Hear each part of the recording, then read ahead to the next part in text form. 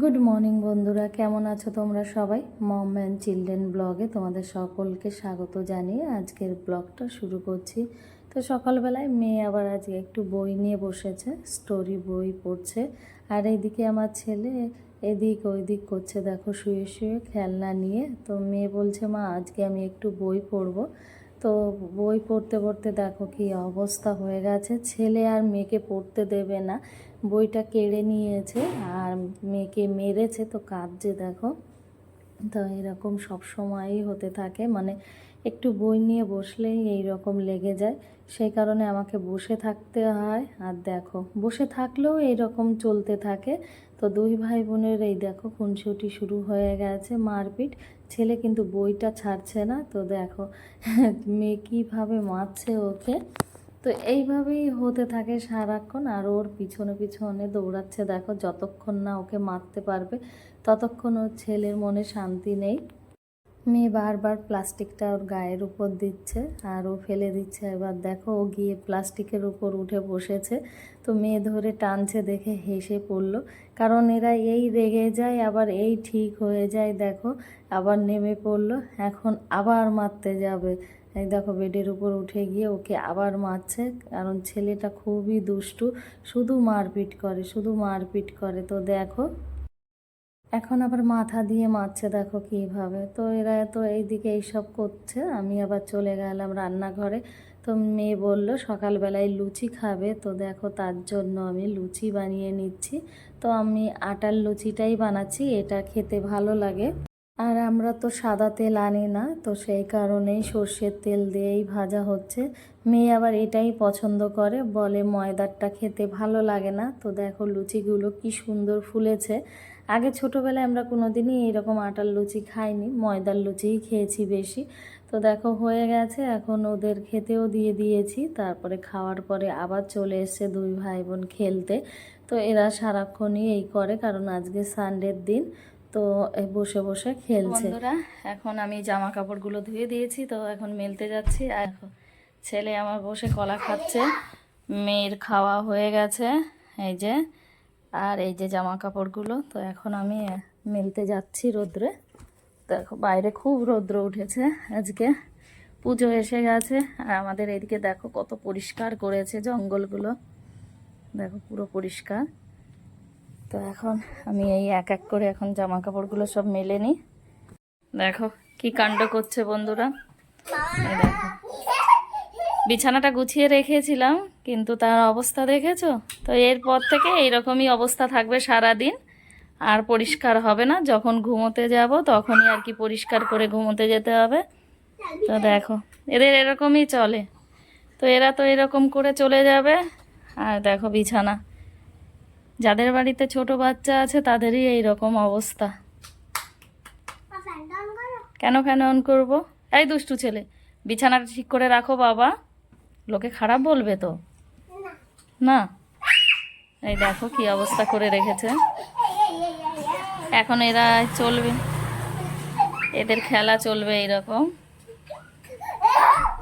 দেখো খুব আনন্দ পায় এইরকম করলে, এরকম খেলতে খেলতেই পড়ে যায় বিছানার থেকে। দেখো বিছানাটার ফুল লুক দেখতে পেয়েছো? তো আমি আর গোছাই না, আমার খুব কষ্ট হয়। ও বাবা কি করছো বাবা, আমার তো কষ্ট হয়। ব্যাস কে ওখানে, কে কে বসে, ব্যাস ও এইদিকে করুক। তো বন্ধুরা দেখতে পেলে আমার বেডের অবস্থা। তো এই দেখো আমি এখনো জামা কাপড় পুরোটা মেলতে পারিনি, মেলছি। তো এগুলো মেলে নিই তারপর। এখন 11টা বেজে গেছে, তো মেয়ে যাবে ড্রয়িং ক্লাসে। তো সেই জন্য মেয়ে দেখো একাই রেডি হয়ে গেছে আর কি, এখন বড় হয়ে গেছে। তো বলে মা স্নানটা আমি একা করব।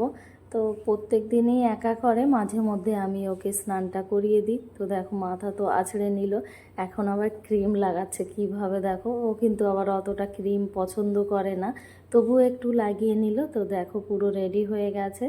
আর এখন এই যে আবার ওর ভাইকে এই পুতুলটা আবার ঠিক করে দিচ্ছে আর কি। এই টুপিটা কদিন আগে খুঁজে পাচ্ছিল না, এখন পেয়েছে তাই পরিয়ে দিল। আর এই পুতুলটা হচ্ছে আমার মেয়ের যখন 6 মাস বয়স ছিল, তো তখন এই পুতুলটা কেনা হয়েছিল। তো আমার মেয়ে এটা দিয়েই খেলতো। তো দেখো এখন এদের নিয়ে যাচ্ছি। মেয়ে বলে মা আমাকে একটু এগিয়ে দিয়ে আসো, তো সেই কারণেই এগিয়ে দিতে যাচ্ছি, কারণ এখনও আমার রান্না হয়নি। আর স্নান করে বেরিয়েছে, দেখো কিভাবে হাঁচি দিতে দিতে বেরোচ্ছে, কারণ এরা তো কখনো সেইভাবে রৌদ্রে বেরোয় না। তো সেই কারণেই তো দেখো ছেলে একটা লাঠি পেয়েছে, সেটা নিয়েই কিভাবে দৌড়াচ্ছে এই দিক ওই দিক পরিষ্কার করতে করতে। তো মেয়ে এই যে উপরে উঠে গেল, এটা হচ্ছে পাহাড়ি রাস্তা। তো ওই পাহাড়ি রাস্তা দিয়েই ও যাবে, অনেকটাই এদিকে উঁচু। ছেলে যে লাঠিটা নিয়ে এসছে দেখো, সেইটা দিয়ে কিভাবে খেলছে। এখান দিয়ে একটা প্রজাপতি উড়ে যাচ্ছিল, তো সেটাই ও লাঠি দিয়ে ধরতে চাইছে কিন্তু পাচ্ছে না। তো দেখো বারবার শুধু ওর পিছনে যাচ্ছে আর দেখছে যে কোথায় চলে গেল। আর এইদিকে এই যে তারপর মেয়ে চলে এসছে, মানে ড্রয়িংটা শিখে। আজকে একটু লেট হয়েছে, দিদি লেট করে এসেছে, তো সেই কারণে অনেকটাই লেট হয়ে গেছে, প্রায় 1:45 বাজতে গেছে। তো সেটাই বলছে যে দিদি আজকে একটু লেট করে এসছে। তো মেয়ে আজকে না খিচুড়ি খেতে চেয়েছিল, তো সেই কারণেই আজকে খিচুড়ি বানিয়েছি। তো এইদিকে আবার ছেলে ভাত খাবে, সাদা ভাত। সাদা ভাত বলতে একদমই সাদা, কোনো কালার চেঞ্জ হলে ও খাবে না, কারণ ও ডাল তরকারি কিচ্ছু পছন্দ করে না। এরকম সাদা ভাত হবে, লবণ দিয়ে ওকে মেখে দেব, আর এই ডিমের অমলেটটা দিয়েই ভাত খাবে। তো এদিকে মেয়ে বলল আমাকে একটা পেঁয়াজ দিয়ে ডিমের অমলেট করে দাও, কারণ খিচুড়ি খাচ্ছে, তো সেই কারণে। কিন্তু আমার মেয়ে খায় না, ওর ভাইকে করে দিয়েছি দেখেই বলছিল যে আমাকে করে দাও। দেখো করেও দিয়েছি, কিন্তু ও খায়নি, শুধু ওই একটু নাড়াচাড়া করলো ব্যাস। তারপর চলে এলাম দেখো বিছানার কাছে, ছেলেকে ঘুম পাড়াবো, তো সেই জন্য। কিন্তু আমার কাজ করে আস্তে আস্তে ছেলে এদিকে রান্নাঘর থেকে এই চিড়ের কৌটোটা এনেছে, আর এনে দেখো কিভাবে খেলছে, পুরো বিছানাটারই অবস্থা খারাপ করে দিচ্ছে। এই পুতুলটার মধ্যে চিড়েগুলো ভরছে, আর দেখো নিচে ফাঁকা আছে, তো সেখান থেকেই আর কি পড়ছে দেখো। তা ও বারবার এই যে ঝেঁকে ঝেঁকে ওর মধ্যে ফেলছে, মানে ভীষণ আনন্দ হচ্ছে। তা এর মধ্যে তো আর বেশি চিড়ে ছিল না, যে কটা ছিল ওই কটা নিয়েই খেলছে। আর ভাবো যদি অনেক চিড়ে থাকতো তাহলে কি এটা আর খাওয়া যেত? তো আমি এগুলো সব ফেলে দিয়েছি পরিষ্কার করে। কিন্তু মাথাটা এত গরম হয়ে যায় না, সারা দিন কাজ করতে করতে আর ভালো লাগে না। এই দেখো তারপর ছেলেকে বকেছি দেখে ছেলে ভীষণ রেগে গেছে, দেখো আমার দিকে কিভাবে তাকাচ্ছে। বেডটা এইমাত্র গুছিয়ে নিলাম, বাবা খুব কষ্ট হয়ে গেছে, ঘেমেও গেছে। আর দেখো আমার ছেলের কান, কোথায় নামো, ওখান থেকে নামো, নামতে হবে না।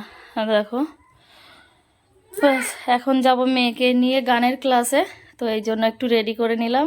আর দেখো আমার মেয়ে ওর বেবিটাকে কি সুন্দর সাজিয়েছে।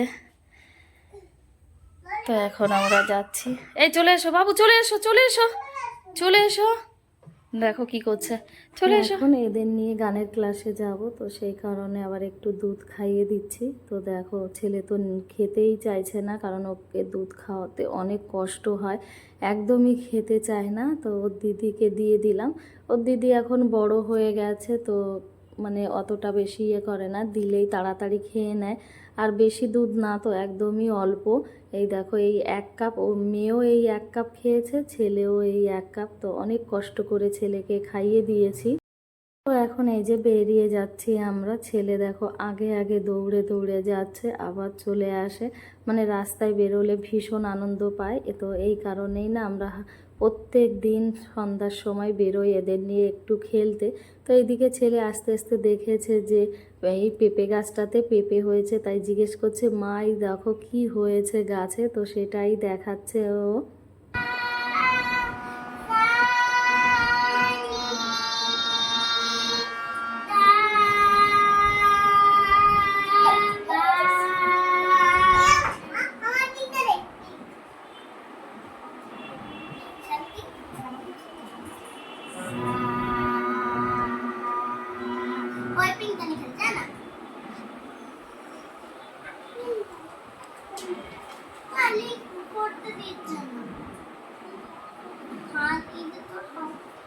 আমরা তো একটু আগে আগে এসেছি, ওরা আন্টি একটু পরে আসবে, মানে কাজ করছে, আর সেই জন্য আমার মেয়ে ওখানে বসে একাই গান করছিল। আর তোমরা তো দেখতেই পেলে ছেলে কিভাবে এই বাজিয়ে দিচ্ছে হারমোনিয়ামটা, কারণ ও প্রায় এইরকম করে।